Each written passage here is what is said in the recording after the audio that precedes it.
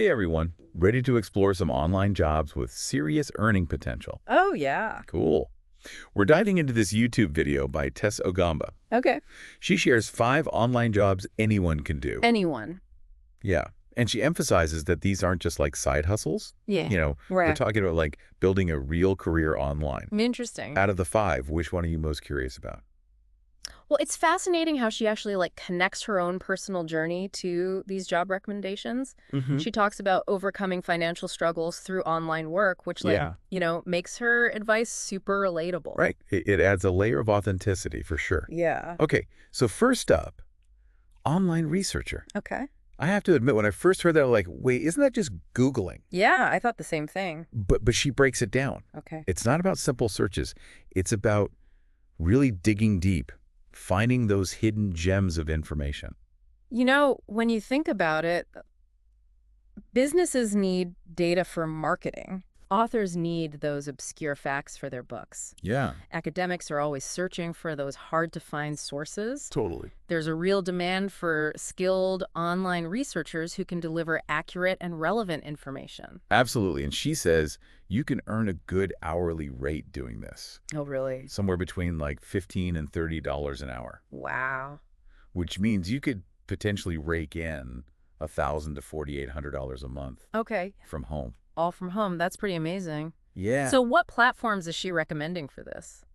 Well, she mentions a few, like Respondent.io, Okay. FlexJobs Prolific, Mm-hmm. but she also suggests like reaching out directly to potential clients, Oh, that's interesting. which I thought was a really good point. Yeah, it definitely sets you apart from the competition. Right, and by specializing in a niche, like let's say if you're passionate about history, you could reach out to historical fiction authors or documentary filmmakers who need research help. That's a great point. So you're not just competing with every other researcher out there. You're the history person. Right. Exactly. Okay, ready for number 2? Hit me.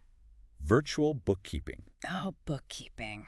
Now, Oh. you might be thinking, do I need an accounting degree? Yeah, that's what I was thinking. But she's like, no, software like QuickBooks and Xero have made bookkeeping much more accessible. Oh, cool. And there are tons of free courses online to get you started. And that's something anyone can do. Yeah. If they're interested in that, that's great. And what's really cool is that Intuit, the company behind QuickBooks, offers free training.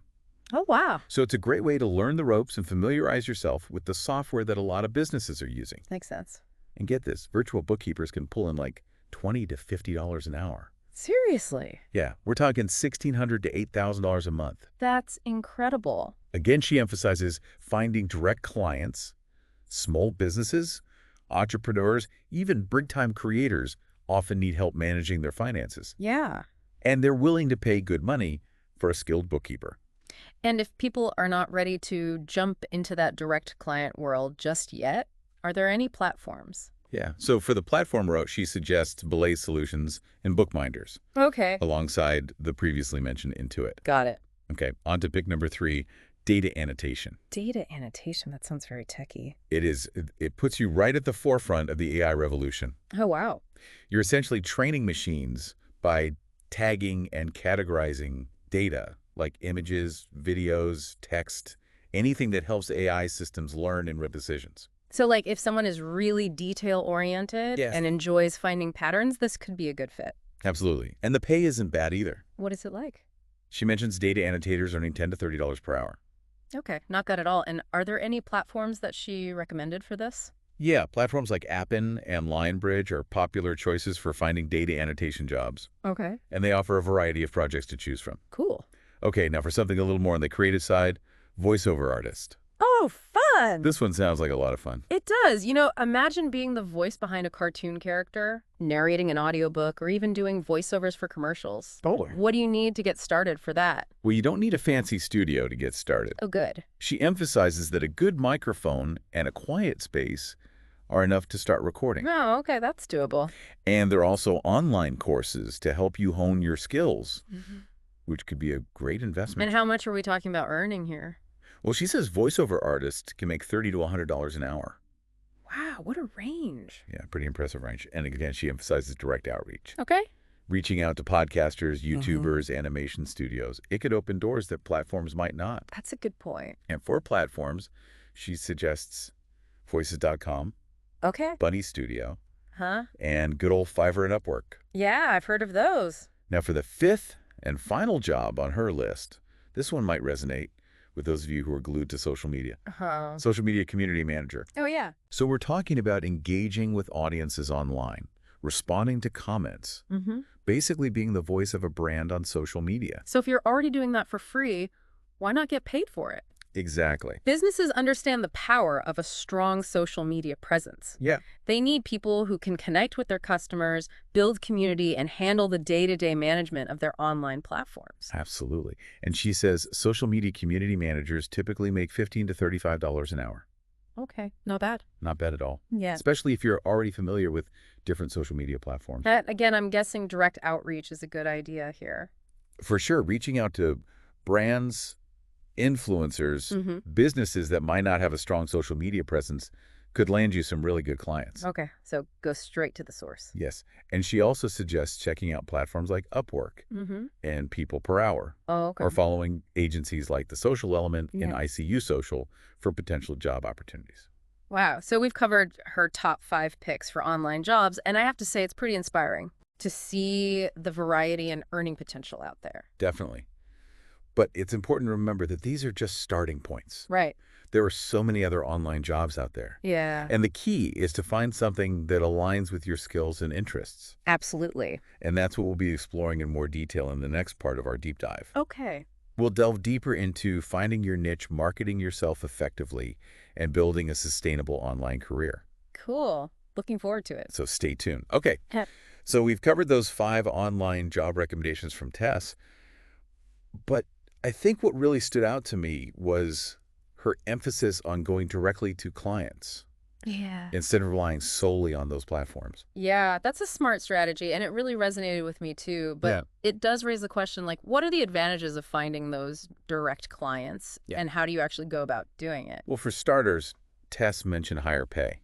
Okay. It makes sense, right? Yeah, okay. Platforms take a cut of your earnings. But when you work directly with a client, you get to keep more of what you make, Right. which is a big deal when you're trying to build a sustainable income. It's not just about the money, though. Like, Yeah. direct clients also give you a chance to build longer-term relationships. Oh, that's a good point. You're not just another freelancer churning out gigs. Right. You're a valued partner. Right. And that can lead to more consistent work and even those valuable referrals down the line. Exactly. You're building trust and rapport, which is huge in any field, Yeah. especially online where it's easy to feel disconnected. Yeah, for sure. But how do you actually find these direct clients? Yeah. It feels a bit like a needle in a haystack sometimes. I know. Tess's video gave some great tips on that. Okay. It's a mix of networking, Okay. marketing yourself in a way that stands out, and being proactive. Networking might sound intimidating, but it can be as simple as telling people in your existing network, like Yeah. friends, family, old colleagues, Right. what you're doing now. You never know who might need your skills or know someone who does. I love that. And what about marketing? Yeah. I know a lot of people get stuck on that. It feels like everyone's shouting online these days. Like, how do you Right. cut through the noise? A website or portfolio that truly showcases your expertise is essential. Yeah. Think of it like your online storefront, you know? Okay. What are your unique selling points? What problems can you solve for clients? Yeah. Highlight those things front and center. And social media, right? Oh, yeah. That can be a powerful tool, but it can also feel overwhelming. It is, but it's about being strategic. Okay. Choose the platforms where your ideal clients hang out. Focus your energy there. Yeah. Share your insights. Engage in conversations. Position yourself as a thought leader in your niche. It's about building a community around your expertise. Okay, so we've got networking marketing. What about being proactive? This is where you take charge, you know? Okay. Don't wait for clients to magically appear. Research businesses and individuals who you think could benefit from your services and reach out to them directly. A personalized pitch explaining how you can solve their specific problems goes a long way. Tess really hit on the niche thing a lot. Yeah. I know it's become a bit of a buzzword, but she makes a strong case for why it's so important. Yeah.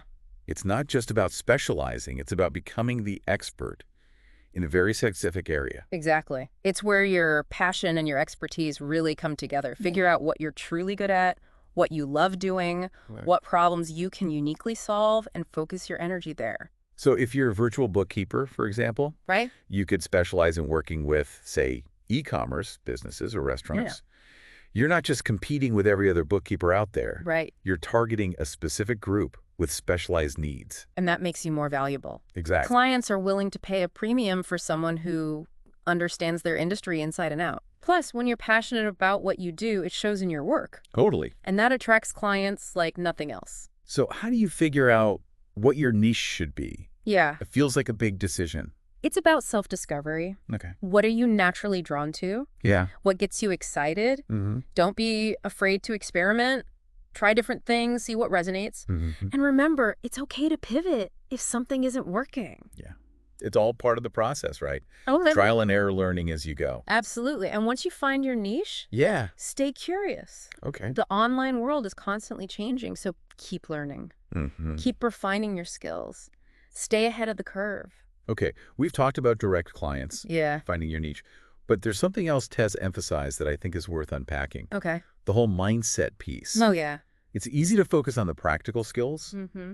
but what about the mental game of working online? It's huge. Yeah. Building a successful online career takes more than just skills and a good internet connection. Right. You need resilience, Mm-hmm. self-belief, that willingness to embrace uncertainty. Yeah. It can feel isolating at times, and you have to be your own cheerleader. Tess shared her own experience, starting from a place of financial struggle and uncertainty, Mm-hmm. and eventually building a thriving online business. Wow. That really resonated with me. It shows that success is often born out of those tough times. Yeah. And it's a reminder to keep going even when things feel challenging. That's the power of perseverance, right? Yeah. Building an online career isn't always going to be easy. There Yeah. will be setbacks, those moments of doubt, times when you question everything. Totally. But it's in those moments that your mindset becomes your most valuable asset. I love that. It's about believing in yourself, having the courage to keep going, Mm-hmm. and remembering that every no gets you closer to a yes. And being open to learning, constantly evolving. Yeah. The online world is dynamic. You have to be willing to adapt and embrace new ideas to truly thrive. So how do you cultivate that resilient, growth-oriented mindset? Yeah, It feels a bit abstract sometimes. I know. It starts with self-awareness. Okay. Recognize your strengths and your weaknesses. Yeah. Be honest about areas where you need to grow. Mm-hmm. And don't be afraid to ask for help. That's a good point. Having a supportive network, whether it's mentors, Yeah. friends, other online entrepreneurs, can make all the difference. Yeah. They can offer guidance, encouragement, Mhm. and remind you that you're not alone in this journey. And celebrate those wins. Oh, yeah. No matter how small they may seem, Mm. every step forward is a victory. Yeah. It's easy to get caught up in what you haven't accomplished yet, Yeah. but take time to acknowledge how far you've come. So true. Okay, we've covered a lot of ground here. Yeah. We've gone from exploring specific online jobs to this bigger conversation about mindset, resilience, finding your tribe. Yeah. It feels like there's a common thread running through it all. There is. It's about taking ownership of your career, Yeah. creating a life that aligns with your values, and being willing to embrace the challenges and the rewards that come with working online. And Tess mentioned something else in her video that I think is super exciting. Okay. The idea of turning your online job into a full-fledged business. Oh, wow. It takes that whole freelancing thing to a whole other level. That's what really caught my attention, too. It's about building a sustainable brand, Yeah, not just working gig to gig. right. It's about creating something that's uniquely yours that reflects your vision and your values. And it's something that anyone can do right. Yeah. Whether you're starting with virtual bookkeeping, Mm-hmm. voiceover work, social media management, any of these online jobs can be a springboard for building a business. Exactly. It all starts with a shift in mindset. Okay. You're not just a service provider. Yeah. You're a business owner. And that means thinking strategically about your long-term goals, having a clear vision, and taking action. And being willing to invest in yourself right. Yeah. Whether that's taking courses to expand your skills, hiring a coach to guide you, or investing in tools that help you streamline your operations. Exactly. Treat your business like a business, not just a side hustle. I love the idea of building something bigger than yourself, creating a legacy, making a real impact. It's inspiring, right? Yeah. And it all starts with that first step, that leap of faith, that willingness to explore the possibilities, to embrace the unknown. We've talked a lot about mindset, Mm, but this feels like the ultimate test of that, right? yeah. Taking that leap from freelancer to entrepreneur. It is. It requires a whole other level of courage, self-belief, and resilience, Mm-hmm. but the rewards can be incredible. Yeah. You're in control of your destiny, building something you truly believe in, making a difference in the world. Okay, we've talked about so much. Yeah. Direct clients, niche, mindset, building a business. It's a lot. Is there anything else from Tessa's video that stood out to you? There's one more thing that she emphasized throughout the video, Okay. and it's something that I think is essential for anyone embarking on this online career journey. Okay, I'm all ears. What is it? It's the importance of continuous learning. Ah, yes, the never-ending quest for knowledge. Right. I feel like that's especially true in the online world where things are changing so rapidly. It is. New technologies are emerging, trends are shifting, Mm, and to stay ahead of the curve, you need to be a lifelong learner. I love that. And it's about staying curious, asking questions, Yeah, constantly seeking out new information and perspectives. for sure. It's so easy to get stuck in a rut, especially when you're working online and might not have that built-in learning environment that you get in a traditional office setting. Exactly. And the beauty of the online world is that there are so many resources available at your fingertips. Oh, wait. From free online courses to paid membership communities, there's something for everyone. So how do you make continuous learning a part of your routine? Start by setting aside dedicated time for it, even if it's just 30 minutes a day. Okay. Be intentional about what you're learning. Yeah. Identify your knowledge gaps and find resources to fill them. Mm-hmm. And don't be afraid to experiment. Yeah. Try different learning methods. See what clicks for you. Okay. Some people thrive in structured courses. Others prefer a more self-directed approach. I love that advice. And I think most importantly, have fun with it. Yeah. Learning shouldn't feel like a chore. Right. When you're passionate about what you're learning, it's so much easier to stay motivated and retain that information. Exactly. So as you embark on your online career journey, remember, Yeah. learning is a lifelong endeavor. Mm. Embrace the process, stay curious, and never stop growing. Because in the ever-evolving world of online work, the most valuable asset you can possess is a thirst for knowledge. Well said. And on that note, I think we've covered a lot of ground in this part of our deep dive. We have. We went from specific online jobs to broader topics like mindset, entrepreneurship, continuous learning. Mm-hmm. But before we move on, I want to take a moment to reflect. Okay. What has resonated most with you so far? For me, it's that shifting perspective from simply finding an online job to really building a career. Yeah. It's about taking ownership, finding your niche, continuously learning, and potentially even building your own business. Mm-hmm. It's empowering. I completely agree. And what about you? It's been amazing unpacking all of this with you. I don't know about you, but I'm feeling incredibly inspired by Tessa's story and all the possibilities in the online world. Me too. And it's incredible to think that we've only just scratched the surface. Yeah. The online world is constantly evolving, so who knows what new opportunities are waiting just around the corner. That's what makes it so exciting. But it also makes me wonder, what does the future of online work look like? Yeah. What kind of trends should we be paying attention to? One thing that's definitely on the rise is remote work and flexible work arrangements. Companies are realizing that they can access talent from all over the world. Yeah. And employees are often more productive and engaged when they have more control over their work environment. It's a win-win situation. Totally. And it's opening up opportunities for people who might not have been able to participate in the traditional job market before. Exactly. And with advancements in technology, we're seeing entirely new online jobs emerge all the time. Yeah. Think about the metaverse Sure. and the rise of virtual and augmented reality. Oh, wow. These technologies are creating new industries and job roles that we couldn't have even imagined a few years ago. It's mind-boggling. From virtual world builders Yeah. to metaverse tour guides, the possibilities seem endless. And as artificial intelligence continues to evolve, we're Mhm. going to see even more automation. Yeah. This will create a demand for new jobs that require a blend of technical skills and human creativity. Interesting. It's a really exciting time to be entering the world of online work. I'm starting to see a pattern here. Adaptability and continuous learning are going to be key in this ever-changing landscape. Absolutely. But amidst all this change, there's something really important to remember. What's that? Human connection.